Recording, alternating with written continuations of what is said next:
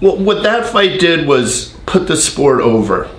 You know, it was still illegal in a lot of states. It wasn't accepted. It wasn't like something you wanted your boss to know you watched, or your wife's friends. You know, it would still have that stigma, being barbaric and human cockfighting. So people weren't sure about it. And so far, like, you know, all the UFCs were on pay-per-view. So unless you were like a true hardcore MMA fan, you weren't exposed to it. So now for the first time, it's on regular TV that anyone could go check it out. And they're checking it out. I mean, oh, this is that human cockfighting. This is, I don't know. So season 1, so the diehards tuned in, and we did pretty good numbers for that season. And the finale, I remember there's around 2 people tuning in. 2 million people, sorry. Yeah. 2 million people tuning in at the time. And that's a pretty good turnout. I think the best episode did like around like in the high like 1.8 million, something like that, the first time they showed it. So we had all the diehards around the world tuning in that night. And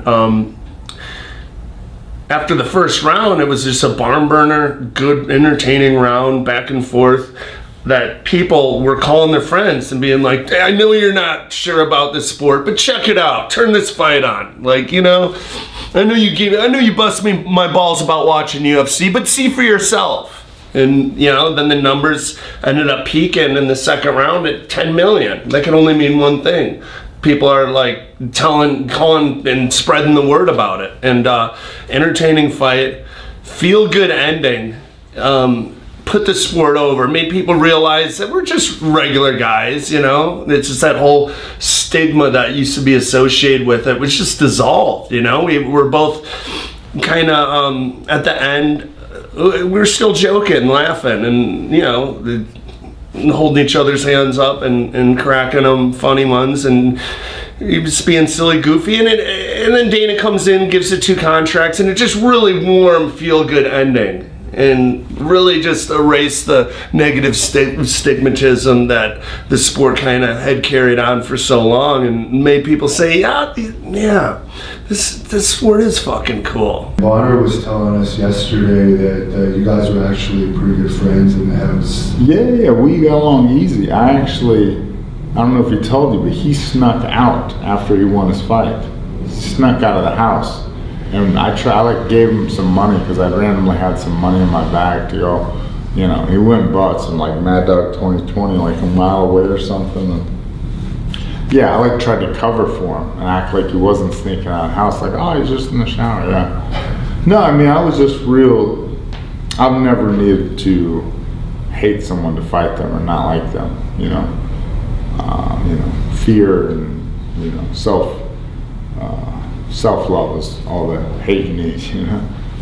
Yeah, he was saying that he was a little hesitant to hit you at first, but then you came out really hard, and then he's like, oh God, I gotta defend myself here. All right, well, see, that's funny you say that, because I thought the other way. Like, if you watch that fight back, I'm just sitting there like, okay, cool. And he's like, you know, I was like, oh, okay, all right. Got the mean face going. Were you going into that fight pretty confident that you were going to take it?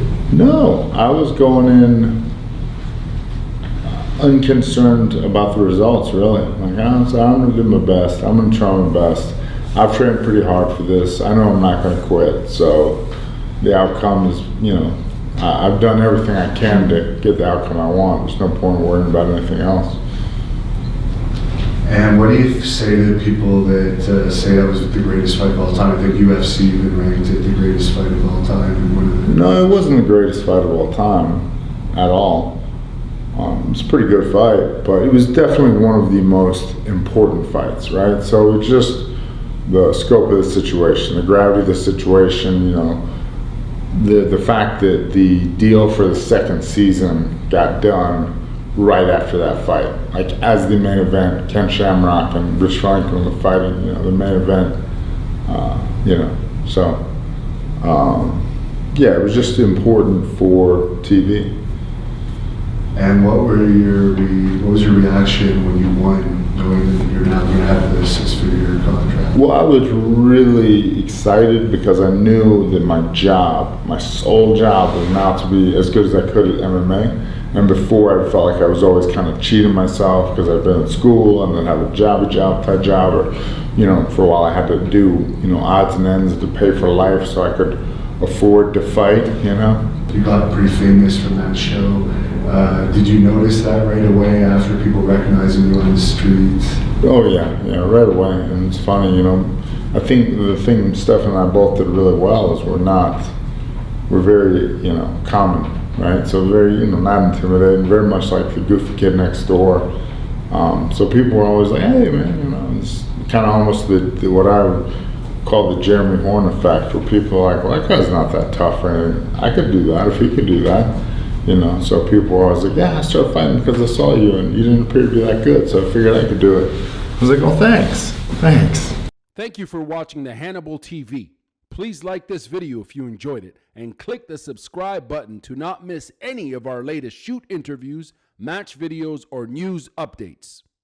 Support us on patreon.com for $1.99 a month to watch our full shoot interviews ad-free and help our channel grow. Follow us on Twitter at the Hannibal TV for instant updates.